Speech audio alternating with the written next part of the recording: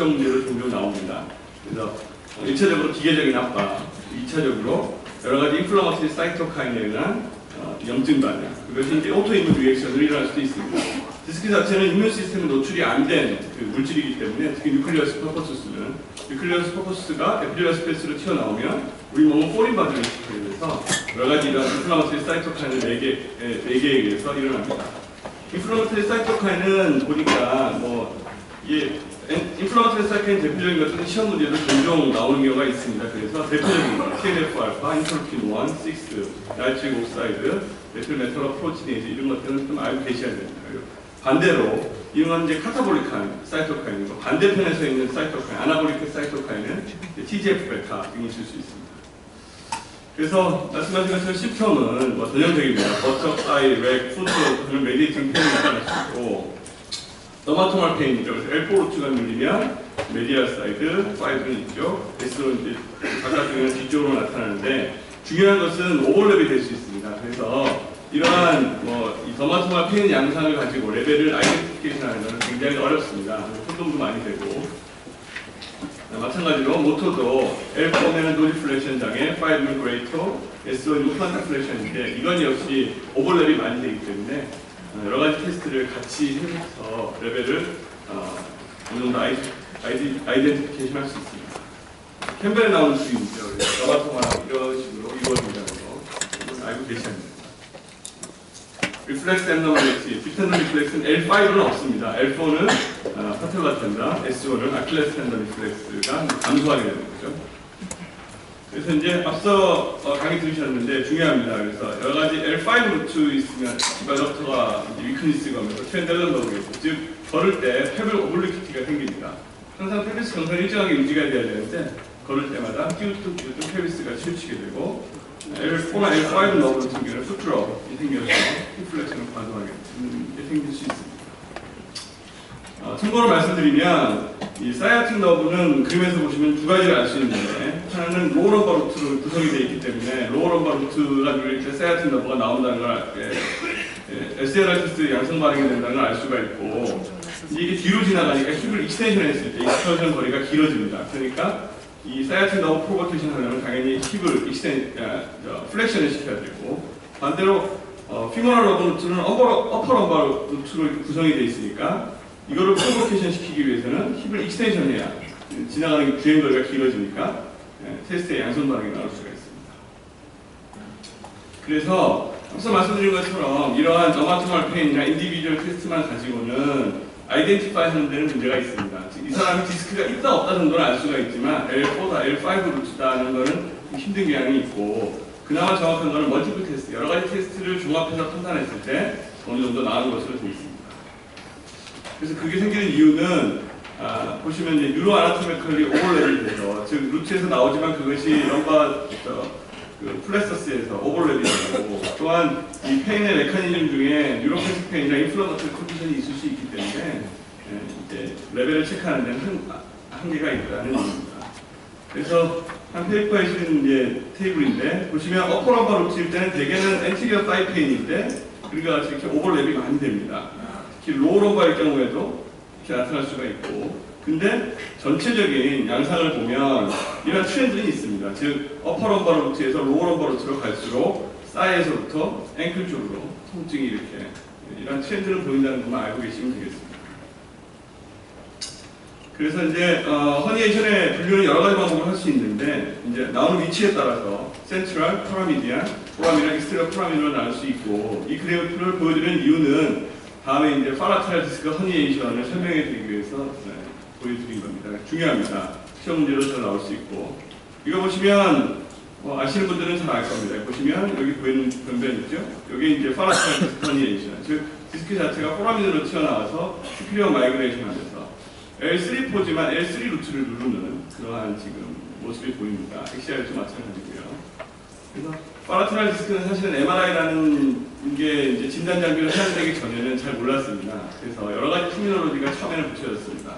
대표적으로 통증이 라이시네이팅 맥페인 굉장히 아픕니다. 일반적인 디스크에 비해서 굉장히 아프고 그 이유는 이 위치 자체가 페디클 바로 아래쪽에서 누르기 때문에 루트가 도망갈 공간이 별로 없습니다. 굉장히 협소한 공간이고 그리고 다이렉트로 노저런트 갱글리온 자체가 이리테이션 되기 때문에 훨씬 더 심한 것으로 되어 있습니다. 앞서도 잠깐 나왔지만 되게 이 엑스팅 루트, 즉 위쪽 너브 루트가 눌리기 때문에 SLR 테스트부 음성인 경우가 많습니다. 그래서 초창기 논문들은 SLR 네가티브 디스크 허니에이션 이렇게 명시된 데도 있습니다. 그리고 대신에 피버널 러브 스트레칭 테스트가 포지티브가 나오는 경우가 많습니다.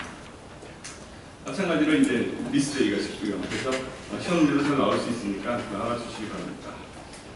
앞서 말씀드린 것처럼 내추럴 히스토리 좋습니다. 비나인입니다. 그래서 70~80%는 거의 좋아집니다. 그리고 컨저버 트리트먼트 항상 먼저 수행해야 되는데, 제가 레지던트 때 이제 예전에 1980년대 웨버가 10년 팔로우를 했더니 주간판 탈출증, 수술한 거나 비수술한 거나 비슷비슷하다는 결과가 있었고, 그 뒤에 이제 가장 최근에 업데이트 논문이 바로 스포츠 트라이얼, 제임스 와인스타인 등이 주도가 필두가 돼서 쓴 건데, 거기에 보면 이제 분명하게 나옵니다. 수술한 쪽이 좋은지 안 한 쪽이 좋은지. 그래서 옵저베이션 코드, 즉 수술한 그룹과 안 한 그룹을 비교해서 보면 수술이 월등하게 좋습니다. 하지만 랜더마이즈 컨트롤, 아이스트리에서 보면 비슷합니다. 이 이유가 뭐 아이스트리에서는 비슷하다는 게 아니라, 아이스트리는 기본적으로 알로케이션된 환자들이 수술하기로 결정한 사람, 비수술하기로 결정한 사람을 기준으로 한 거기 때문에 중간에 30~40%가 이 스터디에서 크로스오버가 있었습니다. 즉 수술 안 하기로 했다가 한 사람, 하기로 했다가 안 한 사람들이 있기 때문에 사실은 이 아이스트리는 굉장히 바이어스가 오히려 더 많은 거라고 할 수 있습니다. 그래서 이런 식의 결과가 나와서 옵저베이션 스터디 상에서는 수술하는 분들이 훨씬 더 좋은 걸로 되어 있습니다. 또 하나 꼭 알아두셔야 될 게 코다이키나 신드롬입니다. 잘 아시겠지만 시험들도 잘 나오고, 매시브한 디스크 허니에이션에 의해서 이 폴세이크랄 러브 루트의 기능이 한꺼번에 셧다운되는 겁니다. 당연히 그러니까 특징적인 임상 증상으로 유니럴 인비테이션 또는 인컨스턴스가 나올 수 있고요. 그리고 세들 아네스테지아 또는 에날톤의 감소가 있을 수 있고, 당연히 하지로의 방사통, 시비아 방사통 같이 동반됩니다. 중요한 거는 이게 이제 다른 디스크하고 다르게 서지컬리 이머전시라는 겁니다. 왜 그러냐면 이제 유리나리 블레더나 바울 펑션은 빨리 인터벤션을 해주지 않으면 좀 천천히 잘 좋아지지 않을 수 있기 때문에 조기에 빨리 수술하라는 얘기입니다. 그래서 코다이키나 MRI 보여서는 뭐 쉽습니다. 디스크가 이렇게 이 코다이키나가 보여야 되는데 매시브한 허니에이션에 의해서 완전히 컴프레션 되는 거예요. MRI 소견이 항상 이렇다고 코다이키나가 오는 것은 아닙니다. MRI 소견과 증상은 일치하지 않습니다. 그래서 대표적인 치료 방법은 이제 물리치료, 메디케이션 먼저 하고, 앞서 말씀드린 것처럼 디스크의 통증의 기전 중에 하나가 인플라메이션이기 때문에 엔티 인플라마토리 치료를 먹는다든지 스테로이드 인젝션을 하면 증상이 좋아지는 경우가 많이 있습니다. 그리고 말씀드린 것처럼 앱솔루트한 인디케이션은 하나입니다. 코다이키나 신드롬. 나머지는 이제 렐러티브한 서지컬 인디케이션이고, 대부분 보시면 그냥 이거는 쉽게 말해서 일상생활이 불편하다. 한 달, 2달 치료했는데도 불구하고 너무 다리 통증이 심하고 그래서 생활이 안 된다 하면 수술할 수 있는 겁니다. 서지컬 어프로치 방법은 가장 많이 이용하는 게 파라미디안, 이런 식으로 라미노토미를 해서 디스크를 빼내면 됩니다. 물론 이건 마이크로스코프를 이용할 수도 있고 이용하지 않을 수도 있고, 그리고 파라테랄 디스크 같은 경우에는 두 가지 방법이 있는데요.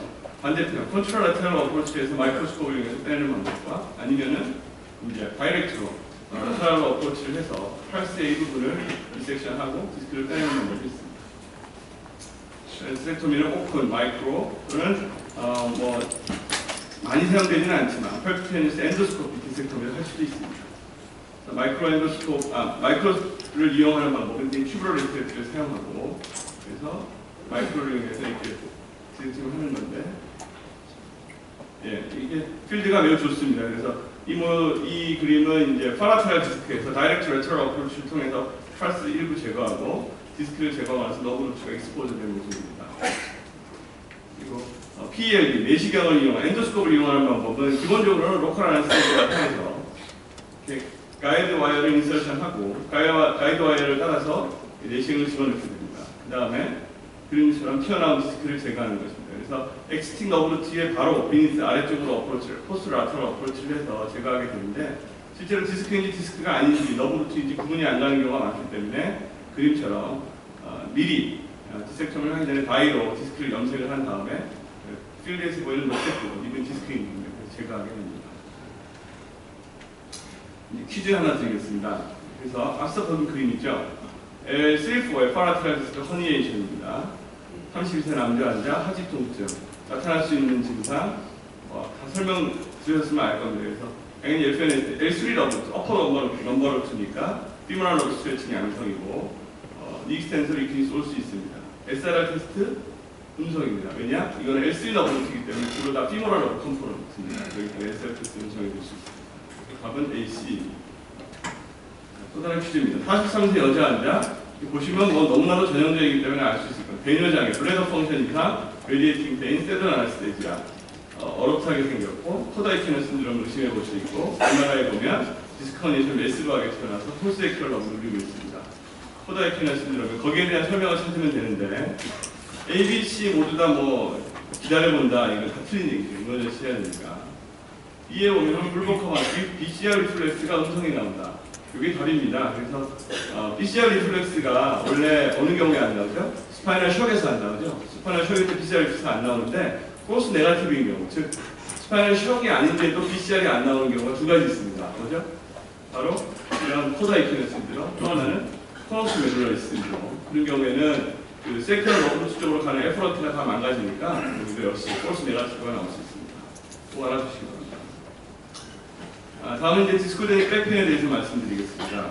저는 디스크 허니에이션보다 굉장히 좀 환자들은 훨씬 많은데 베이그한 진단명 중에 하나입니다. 그래서 미국 데이터인데요.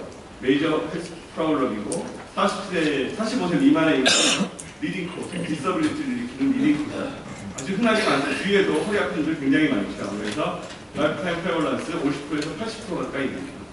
하지만 대부분의 백페인은 넌스페시픽 이디오패식 백페인입니다. 85%가 대부분 그냥 좋아지죠. 가슴이 좋아지는 경우가 많고 디제너티브랑 연관된 페인, 디스코제닉 백페인이 있을 수 있고 디스크 허니에이션인 경우에도 백페인이 있을 수 있습니다. 주로 저는 여기에 대해서 말씀드립니다. 여러분들이 알아두셔야 될 게 대부분의 넌스페시픽 백페인이기 때문에 대부분 그냥 다이아그노스틱 워크업이 별로 필요가 없습니다. 1, 2주 기다려보면 좋아지는 경우가 많은데 템벨에도 나오는 얘기입니다. 레드 플렉 사인이 있을 때는 여러분들이 한 번쯤 주의해 보셔야 됩니다. 뭐냐? 그냥 단순히 비나인 백페인이 아니라 다른 거의 가능성이 있습니다. 대표적으로 인펙션이거나 아니면 말리그넌시 아니면 골절을 시사하는 소견이겠죠. 그래서 외울 필요 없습니다. 보시면 다 이해하시면 됩니다. 20세 미만인 경우에 디저트 체인지 없으니까 백페인 드문데 생겼다 그러면 인펙션이나 아니면은 말리그넌시 의심해 볼 수 있겠죠. 나이가 아주 많아도 말리그넌시 가능성이 있으니까 한 번쯤 조심하라는 얘기입니다. 소화식이 아프다거나 캔서 히스토리가 있다거나 피버 치리스는 당연히 인펙션 사인이니까 한번 의심해 볼 수 있고 말레이즈 웨이트로스 이것도 말리그넌시 의심해 볼 수 있는 수준입니다. 캠벨에 보시면 다음과 같은 표가 있습니다. 그래서 비슷한 내용입니다. 말리그넌시나 인펙션을 시사하는 소견입니다. 아니면 트라우마나 이해하시기 바랍니다. 그리고 저는 목백페인에서 MRI 역할은 무엇인가 보면 MRI가 앞서 많이 나왔지만 가장 센시티브하고 스페시픽한 방법입니다. 디스크 패솔로지를 보는다면 그에서는 이견이 없습니다. 하지만 로백페인 환자들에게 있어서는 너무나도 이게 넌스페시픽하다는 겁니다. 아주 유명한 스터디인데 1990년대 스카포드니 제비제이에 에이시프토마틱한 사람들 30~40%가 전부 다 디제너티브 체인지가 있다고 보고를 하죠. 요즘은 다 그렇게 생각하고 계시죠. 그리고 역시 MR 파인딩과 심통은 거의 코릴레이션이 없더라라고 이제 발표를 했습니다. 과거에 많이 나온, 저희 전문의 때 많이 나온 얘기가 있는데 하이 시그널 인테스티죠. 하이 인테스티 존에 대한 얘기입니다. 1990년대 복덕이 얘기를 했는데 처음에 얘기할 당시에는 90% 프리딕티브 밸류가 있는 것으로 롱백페인과 굉장히 연관성이 많은 것으로 얘기를 했습니다. 그래서 이렇게 디스크가 있으면 애뉴라 테어가 있는 거죠. 애뉴러에 레디얼 방향으로 테어가 있으면 이게 백페인의 아주 패서그노믹한 사인이라고 얘기를 했는데 그 후에 2000년대 특히 이제 유진 캐러기 등이 많이 얘기를 했었는데 별로 에이시프토마틱한 사람도 굉장히 많이 가지고 있고 디스코그라피에서도 역시 양성 증상이 없는 사람도 이게 페인이 유발되는 경우가 많기 때문에 결국 이게 패서그노믹한 사인이 아닌 것으로 생각되어지고 있습니다. 또 하나 이제 HIT와 같이 운명을 같이 한 게 디스코그라피입니다. 이것도 대표적인 프로버커티브 테스트, 즉 디스크의 압력을 다이렉션에서 올리면서 이게 유절 페인이 다시 재현이 되면 컨커미턴트한 페인이 되면 양성 반응이라고 그랬는데 이거 역시 굉장히 컨트로버셜합니다.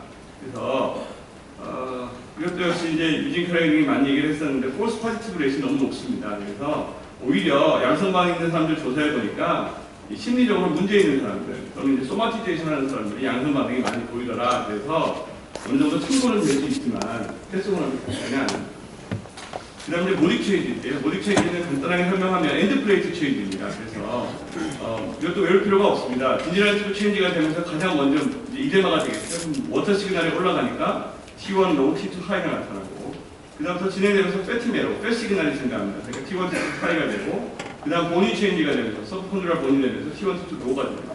이 중에서는 T1 모딕 타입 1이 그나마 백페인과 연관성이 많은 것으로 보고되고 있지만 이것도 역시 약간 컨트롤 버실이 있습니다. 근데 인펙션하고 감별을 해야 됩니다. MRI 중에서 비슷하게 보이기 때문에 모딕 타입 1, T2 하이, T1 로우입니다. 그래서 인펙션과 감별이 필요한 조건이고요.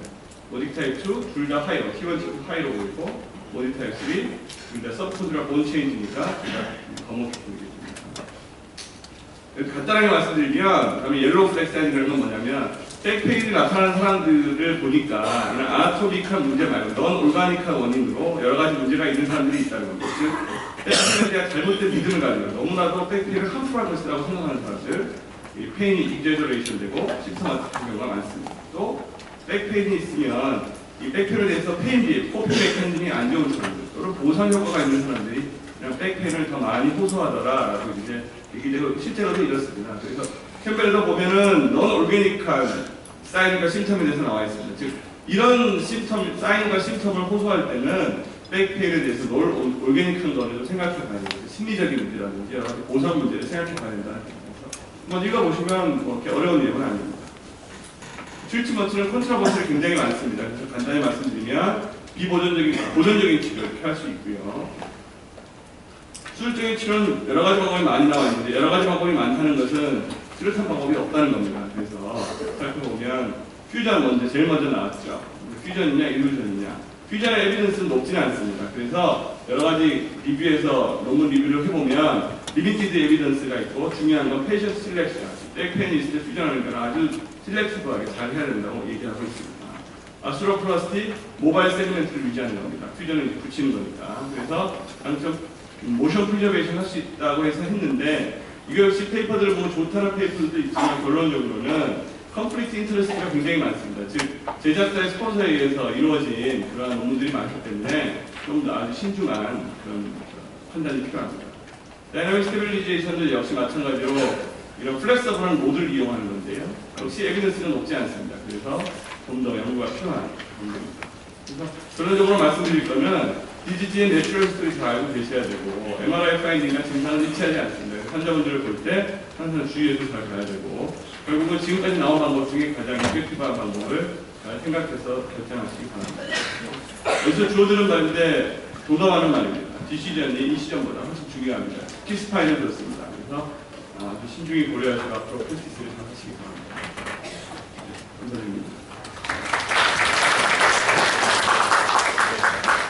다음번에는 요쪽을 촉촉한 협착증에 대해서 한림대학교 박문주교께서 강의 드리겠습니다.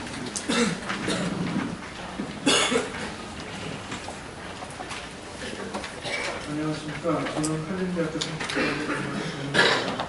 제가 오늘 말씀드릴 것은 스파이널 스테노시스입니다. 저는 인트로덕션, 클래시피케이션, 패소피지올로지, 클리니컬 이밸류에이션, 디퍼런셜 다이어그노시스, 이미징 이밸류에이션, 내추럴 히스토리, 트리트먼트 순서로 발표하겠습니다. 디스크의 디제너레이션은 디스크의 레더티브 스테빌리티를 유발하여 파셋 조인트의 하이퍼모빌리티, 하이퍼트로피를 유발합니다. 특히 슈피어 파셋 아티큘러 프로세스에서 유발하고 듀라 아토메에 있는 너브를 주위에 통수하는 베인과 아토리에서 발생하는 베너스 컨디션과 아테리얼 하이퍼텐션에 의해 뉴로제닉 인터미턴트 클라우디케이션 NIC를 유발하는 질환이 스파이널 스테노시스입니다. 패솔로지에 따른 클래시피케이션은 크게 콘제니탈과 어콰이어드로 나누며 이 중 콘제니탈 스테노시스는 이디오패식과 에이콘드로플라스틱으로 구분되고 어콰이어드 스테노시스는 디제너러티브, 컴바인드 콘제니탈 앤 디제너레티브, 스펀딜로 리세틱 또는 스펀딜로 라이틱, 포스트 라미넥토미 후에 발생하는 이아트로제닉, 포스트 트라우마틱, 파젯 디지즈 등의 메타볼릭 원인에 의한 스테노시스로 구분됩니다.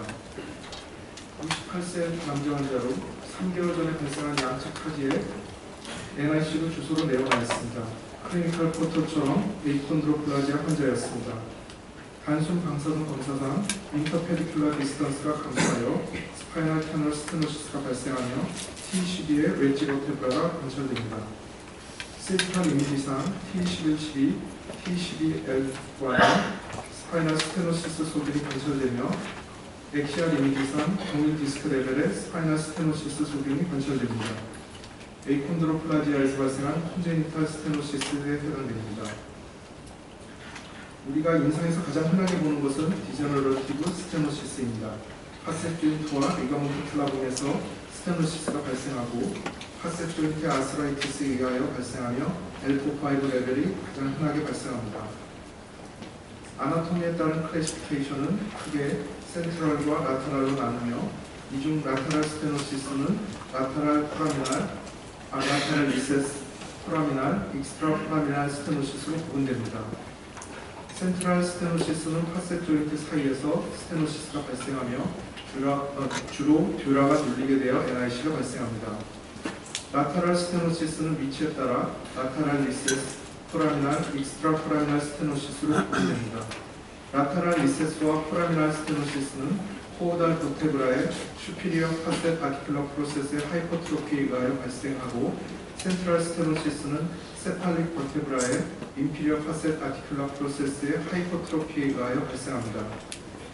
라테랄 리세스 스테노시스는 엔테로스 존에 해당되며 듀라의 라테랄 보드와 페디클의 미디알 보드 사이에서 스테노시스가 발생한 것이며 러브루트가 눌려서 레디큘로페시가 발생합니다. 포라미날 스테노시스는 미드존에 해당하며 인터버테브랄 포라멘에서 스테노시스가 발생한 것이며 벤트럴 모터 루트와 도살 루트 갱글리온이 눌리며 흔한 예로는 파스 디펙트에 의한 프롤리퍼러티브 파이브로 카틸리지에 의한 스테노시스 또는 포라미날 디스크 허니에이션입니다. 익스트라 포라미날 스테노시스는 엑시트 존에 해당되며 파셋 조인트 외측에서 스테노시스가 발생한 것이며 흔한 예로는 파라테럴 디스크 허니에이션 또는 스펀들로 리세시스에 발생할 수 있습니다. NIC는 듀라 마타 내에 있는 러브루트와 러브루트 주위에 분포하는 아테리와 베인에서 발생하는 미케니컬 컴프레션 또는 하이퍼텐션에 의한 러브루트의 아테리얼 이스케미아 또는 베너스 컨제션에 의하여 발생합니다. 임상 증상으로 심한 레디오그래피 파인딩이 있어도 심통과 사인은 심하지 않은 것이 특징적입니다. 백페인과 사이아티카 또는 NIC가 90%에서 관찰됩니다. 이 중 NIC는 양측 카드에 발생하며 프로롱드 스탠딩이나 룸바 익스텐션 시에 악화되고 시팅이나 룸바 플렉션 시에 완화됩니다. 센트럴 스테노시스는 NIC를 유발하며 난도마토마 디스트리뷰션을 하고 주로 바이라테랄 버터과 포스티어 사이의 증상이 있는 반면에 라테랄 리세스 스테노시스는 레디큘로페시를 유발하며 더마토마 디스트리뷰션을 하고 활동을 하지 않고 쉬는 동안에 밤에 더 심한 통증이 있으며 NIC는 센트럴 스테노시스보다 덜합니다. 피지컬 사인은 인컨스턴트하며 스트레이트 레그 레이징 테스트, 뉴럴로지컬 익젠도 대개 정상입니다. 특징적으로 스투 테스트라 하여서 환자를 보행을 시키면 NIC가 와서 하지의 통증이 먼저 발생한 후 하지의 근력 약화가 다음에 발생하고 통증 감소를 위하여 스투프 포스처를 취하고 앉으면 증상이 소실되는 검사가 있는데 이것은 NIC의 프로보커티브 앤 레딜링 테스트입니다. 감별 진단으로 바스큘라 클로디케이션, 힙 조인트 프라블럼, 페리페랄 뉴로패시가 있습니다. 바스큘라 클로디케이션과 감별하는 것이 중요합니다. 도살리스 페디스의 아테리아 퍼스를 확인하여 감소한 경우 바스큘라 클로디케이션을 의심합니다. 스탠딩에 의해 증상 감소 시에는 바스큘라 클로디케이션, 시팅에 의해 증상 감소 시에는 뉴로제닉 클로디케이션을 의심합니다. 허리를 익스텐션 시에 증세가 악화되는 경우에는 뉴로제닉 클로디케이션을 의심합니다. 진찰 기록의 예를 보면 패트릭 테스트를 하여서 힙 조인트 프라블럼인지 확인하며 도살리스 페디스를 촉진하여 감소하면 요추 MRI상 이상 소견이 있다 하더라도 바스큘라 클로디케이션에 대하여 협진을 진행합니다. 플레인 레디오그래프로 트라우마에 의한 골절, 얼라이먼트, 디스크 하이트 로스, 오스테오파이트 포메이션을 확인하며 오블리크 뷰로 파스 인트아티큘라리스 디펙트를, 다이나믹 뷰로 인스터빌리티를 확인하며 AP 뷰에서 힙 조인트를 포함하여 촬영하여 같이 확인합니다. 동일한 환자에 대하여 플레인 레디오그래프와 MRI 순서대로 보겠습니다. 73세 여자 환자로 6개월 전에 발생한 NIC를 주소로 내원하였으며 L2-3의 좌측에 오스테오파이트가 관찰되며 골절 소견이나 얼라이먼트 이상 소견은 없으며 힙 조인트 이상 소견도 보이지 않습니다. 라테랄 뷰에서 L2-3의 디스크 스페이스 내로잉, 오스테오파이트가 관찰되며 얼라이먼트 이상 소견 없습니다. 오블리크 뷰에서 파스 인트아티큘라리스의 디펙트 없습니다. 다이나믹 뷰에서 인스티빌리티 없습니다. 인스티빌리티의 예로서 디스크 쉐입이 전방이 좁아지고 후방이 넓어지는 소견이 있거나 5mm 이상 트랜슬레이션이 되거나 10도에서 15도 이상 세지탈 로테이션이 되는 경우에는 인스티빌리티가 있다고 합니다.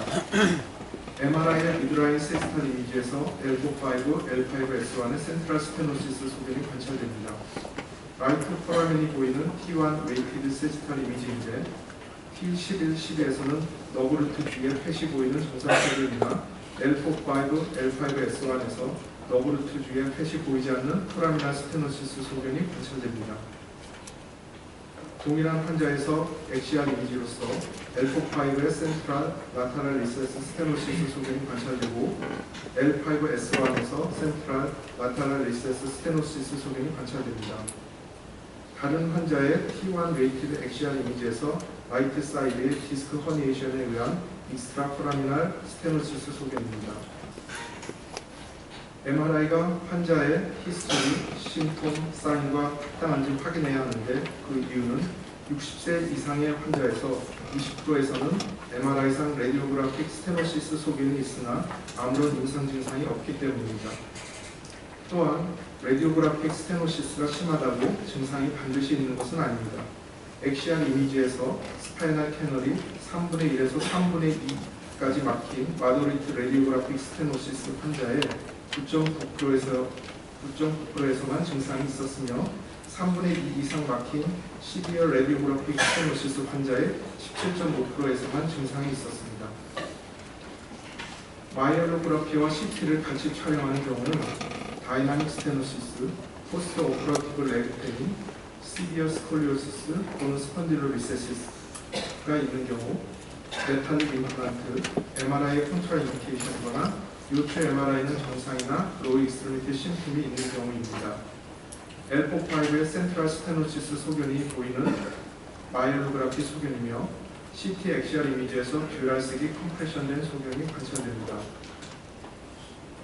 이외에 NCD EMG로 페리페럴 뉴로패시를 급여 진단할 수 있고 트레드밀을 이용한 엑서사이즈 테스트를 시행할 수 있습니다.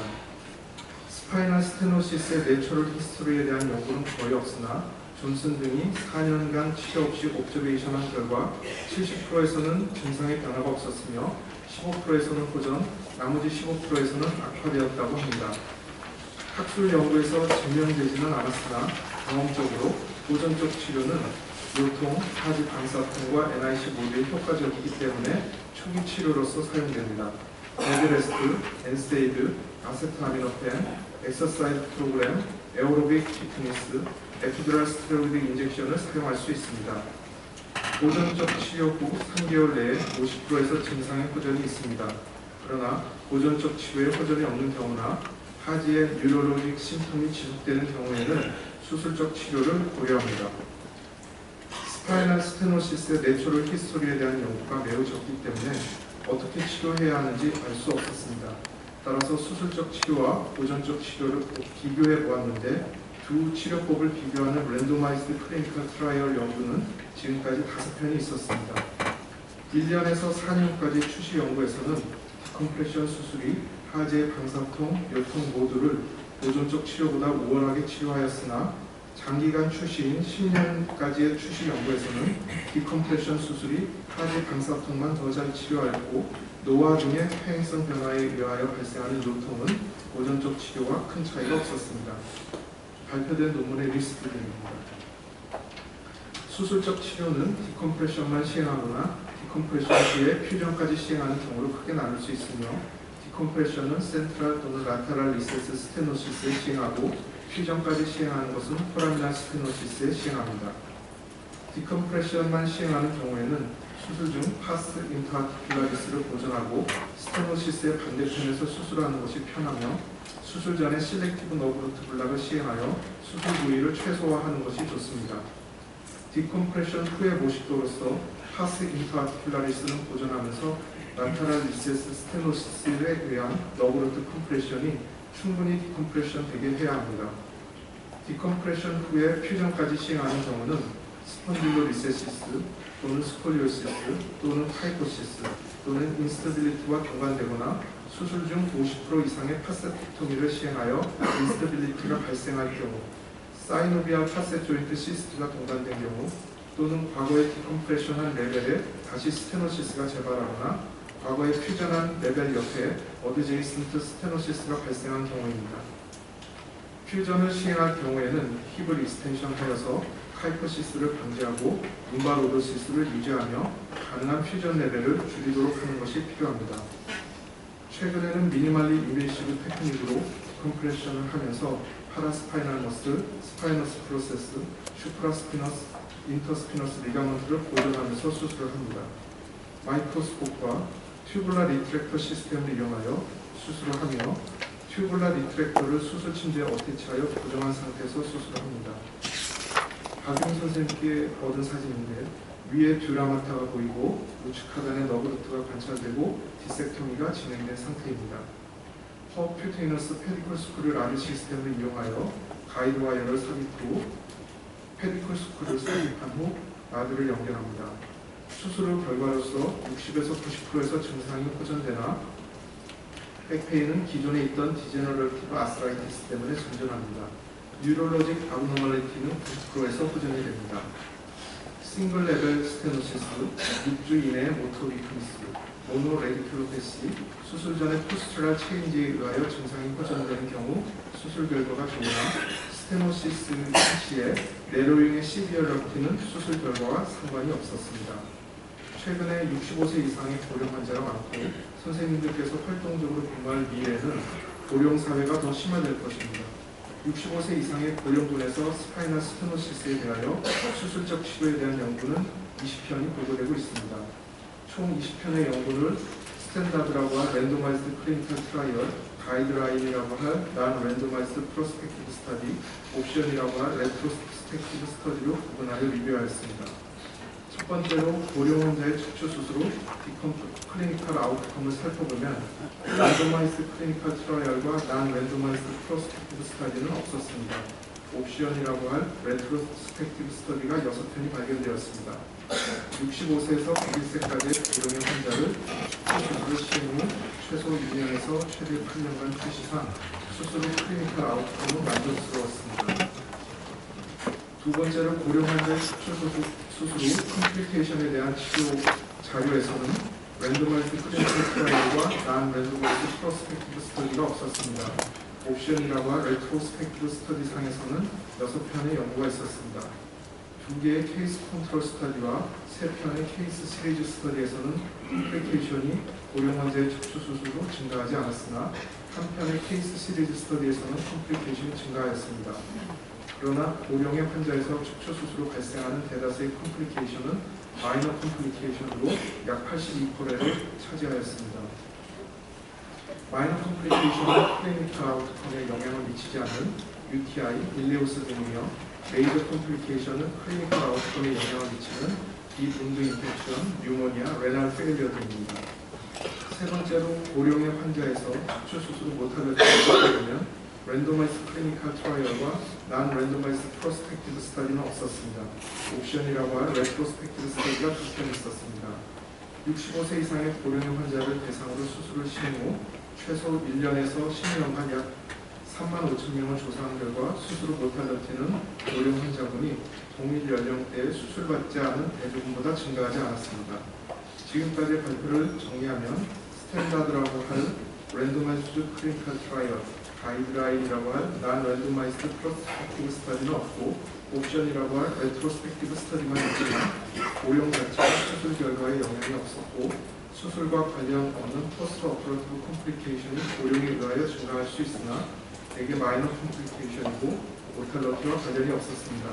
단 저의 사견으로는 고령에서는 골다공증과 연관된 수술 후 하드 페일러에 주의해야 할 것으로 생각합니다. 경청해 주셔서 감사합니다. 다음번 현재는 척추 전방전이증에 대해서 일산병원의 박인선 대장입니다. 안녕하십니까.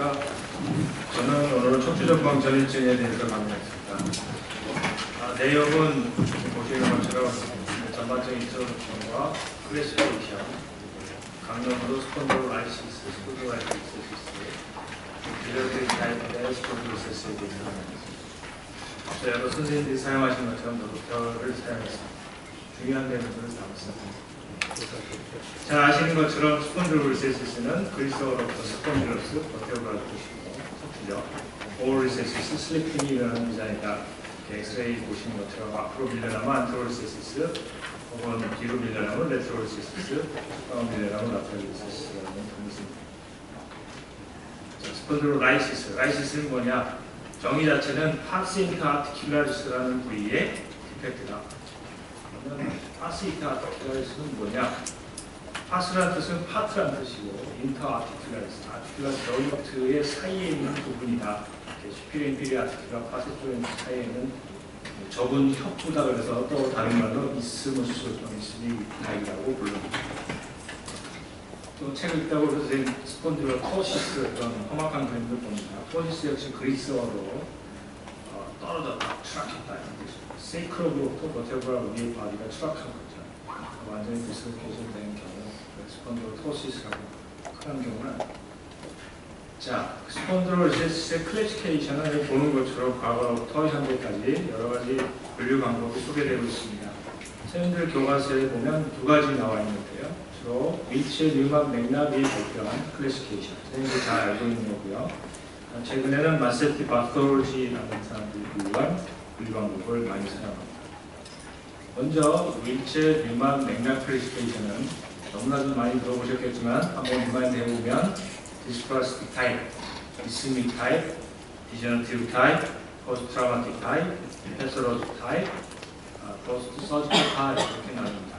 여기에 이스믹 타입에는 라이틱 타입, 또 많이 헷갈리는데 라이틱 타입은 퍼티브 프랙처다 파스라는 곳에 또 일ոն게이션 된 타입으로 나눕니다. 드물지만 어큐트 프랙처에 일어나는 경우도 불교에 나눠봤습니다. 각각의 강론을 보면 여기 보시는 것처럼 디스플라스틱, 터미널로지 자체가 디스플라스틱 포메이션의 페일리어로 왔다. 콘젠탈하게 만들어진 것 발생 자체에 문제가 생긴 거죠. 시스테마틱하게 윌체어가 스스로 그림을 보면 파셋 조인트도 발생이 안 돼 있고 페리크나 버테우 바디 자체도 얇고 변형이 돼 있는 옆에 보시는 사진 것처럼 주로 진행이 잘 되겠죠. 이런 아나토미컬 스포니 스트럭처 문제가 생깁니다. 우리가 가장 흔하게 보는 이스믹의 라이틱 타입, 퍼티그 프랙처, 반복적인 마신전에 퍼티그 프랙처가 가장 흔한 타입입니다. 또 드물게는 이렇게 프랙처가 안 일어나고 이렇게 늘어나는 것처럼 이런 게 있는 타입이 있다고 합니다. 또 이스믹 타입에는 아주 익스트림이 레어하지만 다쳐가지고 트라우마에 의해서 프랙처가 파스에 프랙처가 일어나는 경우가 있겠죠. 흔하게 보실 수 있는 퇴행성, 파셋 조인트의 아스라이트와 퇴행 변화로 해서 스테노틱 심성을 나타내는 디저트 타입의 스폰딜로시스입니다. 이건 포스트 트라우마틱, 좀 앞에 얘기한 이스믹 타입의 트라우마틱과 좀 헷갈리는데 이거는 메이저 트라우마에 의해서 이렇게 트랜스버스 포스 라미나 뭐 이런 원인 스트럭처들이 같이 동반되게 스폰딜로 리세시스를 동반하는 경우 포스트 트라우마틱 패솔로직 원인에 의해서 이제 스폰딜로 리세시스가 발생할 수 있는데 대표적인 게 이제 오스테오제네시스 임팩트입니다. 옆에 보시는 것처럼 주로 이렇게 컬랩스가 됐는데 이렇게 라이틱 본이 약하니까 라이틱 리세시스를 동반하기도 한다고 합니다. 페이젯 디지즈에서도 이렇게 라이틱 리세시스를 동반할 수 있습니다. 또 이렇게 TB 스파인의 인펙션인 경우 또는 튜머가 인버브돼서 원인 스트럭처의 파괴로 인한 스폰딜로 리세시스가 일어날 수 있습니다. 또 드물게는 우리가 이제 라미넥tom이나 이런 수술을 한 디컴프레션 수술 후에 인서비티가 포스트로 발생해서 점점 슬립이 생기는 post-surgical prosthesis. 자, 앞서 말씀드린 이제 윌체의 분류는 선생님들 잘 아시겠죠. 이제 이 사람들이 분류할 때는 형태학적인, 원인적인 포커스를 두긴 했지만, 리세스가 생긴 형태학적인 분류를 했다고 하면, 이 마세티 바토로지 클래시피케이션은 근본적인 원인이 어딘가를 좀 나누려고 분류를 했습니다. 그래서 이렇게 보시면 크게 디벨롭먼탈한 형태와 어쿼의 후천성 형태로 나눴습니다. 디벨롭먼탈한 경우에는 하이 디스플라스 타입, 로우 디스플라스 타입이라는 텀을 써서 나눴고요. 각각의 강로로 라이시스가 있는 경우, 일ոն게이션이 있는 경우, 파타입으로 나눴습니다. 어쿼의 타입을 보면 앞에 윌체 클래시피케이션에 있는 것처럼 트라우마틱, 포스트서지컬, 캔서로지, 디너지 타입이 들어가 있습니다. 여기서 이제 좀 생소하게 하이 디스플라스틱이 뭐고, 로우 디스플라스틱이 뭐냐? 스폰드로리시스 얘기 들고 하이 그레이드 스폰드로리시스, 로우 그레이드 디스플라스틱 턱이 선형에 쓰는 거하고 헷갈리는데, 이건 이 분리해서 사용하는 디벨롭먼트한 타입의 하이 디스플라스틱 타입은 밑에 보시는 것처럼 이렇게 하이 디스플라스틱 타입은 상위 버테브라가 이렇게 모양이 변형이 발생해요. 트라페 보죠. 마름모 모양이고 정상적인 그 상하통이 있는데 밑에 있는 세이크라브의 엔드프레이트가 이렇게 돔 형태로 있는 경우를 저희가 하이 디스플라스틱 타입이라고 정의를 합니다. 그래서 이 표를 보시면 앞에 윌체 뉴만 클래시피케이션 그리고 우측에 마세티 바크로지 클래시피케이션이 있습니다. 주로 이렇게 집중해서 보시면 원인적인 형태학적인 분류를 하는 게 있거든요. 이런 형태가 생기게 된 거에 원인적인 분류를 나누는 게 있고 마세티 분류가 되겠습니다. 그래서 윌체 디스플라스틱 타입은 이쪽 마세티 분류로 가면 디벨롭먼탈 하이 디스플라스틱 컨제니탈 이쪽 타입의 윌체 이스미의 라이틱 타입인 경우에는 퍼티브 프랙처가 후천적으로 생길 수도 있고 어쿼에도 후천적으로 트라우마틱 스트레스 프랙처가 생겨서 생긴 경우도 있고 아예 발생하면서 라이시스가 생기면 하이 디스플라스틱 타입으로 생긴 경우도 있고 로우 디스플라스틱으로 생긴 경우도 있고 원인적인 세 가지로 나눌 수 있죠. 또 이론게이션 타입, 윌체 이론게이션 타입은 당연히 디스플라스틱 타입 중에 이론게이션 서브 디비전에 해당되겠습니다. 세 번째 어큐트 프랙처 드물긴 하지만 여기 마세티 분류에서는 어쿼의 트라우마틱의 어큐트 프랙처로 따로 분류를 해놨습니다. 그래서 두 가지 분류가 좀 헷갈리긴 하지만 마세티 분류를 보면 원인적인 분류를 해놔서 각각의 디지즈 이 카테고리당 예후를 좀 예측할 수 있죠. 하이 디스플라스틱 타입은 아무래도 진행이 빨리 되고 어그레시브 하기 때문에 어린 나이에서 치료를 집중해야 되겠습니다. 그런 쪽에 나는 분류를 보시면 자, 간론으로 스폰들로라이시스와 스폰들로리시스에 대해서 말씀드리겠습니다. 스폰들로라이시스는 잘 아시는 것처럼 패밀리 히스토리가 있습니다. 앞서 말씀드린 분리의 소성 발생 자체가 이런 것은 패밀리 히스토리가 있고 약 5% 정도의 인구에 발생할 수 있다고 합니다. 대부분 남자한테 많이 한 두세 배 많이 발견되고요. 특이하게 한 두세 배 정도 여자애들한테도 더 진행, 슬리피지가 더 많더라. 또 백인한테도 많더라는 거죠. 이 애들 이제 퍼티브 프랙처가 생기는 이제 이스미 타입인 경우는 발생 메커니즘을 이렇게 너클 허기까지의 대비를 해서 설명을 하고 있습니다. 옆에 사진에 보시는 것처럼 위아래 수비가 아티큘러 프로세스가 이제 파스 흡부 부위를 하이퍼 익스텐션 되는 반복적인 이런 자극에 의해서 킹킹이 시키니까 프랙처가 있거든요. 퍼티브 프랙처를 일으키게 주로 소년제 선수처럼 이렇게 하이퍼 익스텐션 하게 되는 체조 선수나 풋볼 선수 같은 경우는 많이 생길 수 있겠죠. 또 드물지만 셔너스 카이코시스, 소라식 커브에 카이코시스가 생기면 로우 룸바에 가서는 하이퍼 로도틱하게 컴펜세이션 커브가 생기기 때문에 익스텐션 된 포스처 이런 친구들이 라이시스. 세 번째로는 발생 자체가 이제 앞서 말씀드린 것처럼 제거를 받는다 이렇게 세이크랄 쉐입 자체가 이렇게 돔 형태로 태어나면 슬리피지가 용이하기 때문에 라이시스 진행이 잘 된다고 합니다. 자, 이 디지즈의 내추럴 히스토리는 큰 논문은 없는데 이게 교과서에 여러 가지 이제 문헌에 인용이 됩니다. 프렌드릭스가 1955년도에 초등학교 1년, 1학년 초등학생들을 500명 정도를 놓고 지켜봤습니다. 그랬더니 뭐 처음에 그 인구 중에 약 4.4% 정도, 약 5%의 스폰딜로라이시스가 발견됐다. 나이가 증가하고 좀 청소년기 6% 증가했고 주로 남자애들한테 2배 아까 말씀드렸더라. 그 중에 약 15% 정도가 스폰딜로시스 수술을 진행한다. 언제 진행하더라? 스콜리오시스 커브처럼 스폰딜로시스, 그리고 스포트가 많이 있을 때 같이 진행을 잘하더라. 스포트가 꺼지면 한 15세, 16세 이후에는 미만해지더라. 그 다음에 프로그레션이 많다고 꼭 심통이 프로그레션 되지는 않는다라고 했습니다. 이런 내추럴 코스를 갔습니다. 클리니컬 필드 애들은 주로 에이심토마틱합니다. 로백페인을 일으키면 가장 아이덴티컬한 코즈로 원인도 이렇게 스폰딜로라이시스가 알려져 있습니다. 백페인 유니언을 한번 살펴봐야 되겠죠. 드물게 레디큐로펫이 아주 더 드물게 노즐 클라스테이션의 카우레키언 신경이 잘 안 생깁니다.